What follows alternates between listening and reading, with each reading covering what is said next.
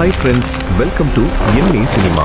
இன்னைக்கு மூவி ரெக்கமெண்டேஷன்ல நாம பார்க்க போற படம் நோபடி ஸ்லீப்ஸ் இன் த வுட்ஸ் டுநைட் பார்ட் 2 2021. இந்த படத்தின் முதல் பாகத்தின் விமர்சனத்தை நம்ம சேனல்ல ஆல்ரெடி செய்திருக்கிறோம். அதை முதல்ல பார்த்துக்க இந்த வீடியோவை பாருங்க. அப்போதான் கதையின் தொடர்ச்சி ஈஸியா புரியும். படமும் நீங்கள் இந்த ஆர்டர்லேயே பாருங்கள். கதை சுருக்கம். முதல் பாடத்தில் தப்பித்த ஒரே பெண்ணான ஜோசியாவும் அந்த விண்கல்லால் பாதிக்கப்பட்டு ஊரையே கொலை செய்ய முற்படுகிறாள். கதைக்குள் போறதுக்கு முன்னாடி நம்ம சேனலை சப்ஸ்கிரைப் பண்ணிடுங்க. இந்த வீடியோ பிடிச்சிருந்தா லைக் ஷேர் செஞ்சு ஃபாலோ பண்ணுங்க. விரிவா பார்க்கலாம். முதல் படத்தில் காட்டில் நடந்த கொடூரமான கொலைகளுக்கு பிறகு இந்த படம் தொடங்குகிறது. அந்த சம்பவத்தில் உயிர் தப்பித்த ஜோசியாவையும் அந்த இரட்டை சகோதரர்களையும் தனித்தனியே சிறையில் அடைக்கிறார்கள். அந்த லோக்கல் போலீஸ் ஸ்டேஷனில் ஆடம் என்ற படத்தின் ஹீரோ வேலை செய்கிறான். அவன் மிகவும் அமைதியான வெகுளியான பையன் என்பதால் இந்த போலீஸ் நிலையத்தில் உள்ள மற்றவர்கள் அவனை பெரிதாக யாரும் மதிப்பதில்லை. இப்ப கூட தன்னுடைய ஹையர் ஆபீசர் கிட்ட யார் இந்த பெண்ணும் அந்த கொடூர இரட்டையர்களும் என கேட்க, அதற்கு அந்த ஆபீசர் உன் வேலையை மட்டும் பார், என் வேலையில் தலையிடாதே என கூறிவிட்டு அந்த பெண்ணை இரட்டையர்களின் வீட்டுக்கு தனியாக கூட்டிக் கொண்டு போய் வாக்குமூலம் வாங்கிக்கிறார்.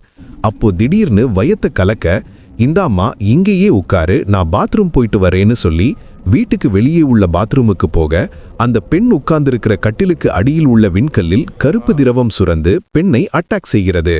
பாத்ரூம் போயிட்டு வந்து அந்த பெண்ணை பார்த்தா எங்கேயும் காணோம்.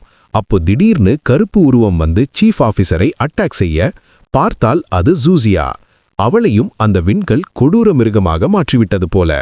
வாக்குமூலம் வாங்க போனவங்களை காணோன்னு ஹீரோவும் அவனுடன் டியூட்டி பார்க்கும் ஒரு பெண் போலீஸும் அந்த வீட்டுக்கு வந்து பார்த்தால், கொடூரமாக கொலை செய்யப்பட்டு கிடைக்கும் தங்கள் ஆபீசரை பார்த்து நடந்த அத்தனை கொலைகளும் அந்த பெண்தான் செய்திருக்கிறாள் என முடிவெடுக்கிறார்கள்.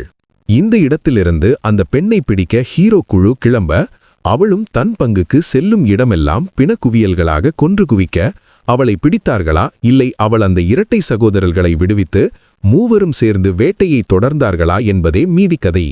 வழக்கமான ஸ்லாஷர் ஹரர் கதையை விட மான்ஸ்டர் பெர்ஸ்பெக்டிவ் மூலம் கதை சொல்ல முயற்சி செய்துள்ளது புதிதாக இருந்தது.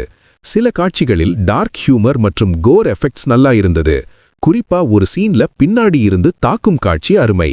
முதல் பார்ட்டை விட்டு ட்ராக் வேறு எங்கேயோ செல்கிறது. மொத்தத்தில் இந்த படம் ஒரு ஒன் டைம் வாட்சபிள். சின்ன பிள்ளைகளுக்கு இந்த படத்தை காட்டாதீங்க. அப்புறம் ஃபர்ஸ்ட் பார்ட் மாதிரியே இதிலையும் அடல்ட் கண்டென்ட் இருப்பதால் இதையும் குடும்பத்துடன் பார்ப்பதை தவிர்க்கவும். இப்படி அரிய மற்றும் எல்லோராலும் கண்டறியப்படாத உங்களுக்கு பிடித்த மாதிரியான படங்களின் ரிவ்யூவை காண எம்ஏ சினிமாவிற்கு லைக் ஷேர் சப்ஸ்கிரைப் செய்து உங்கள் ஆதரவை தாருங்கள்.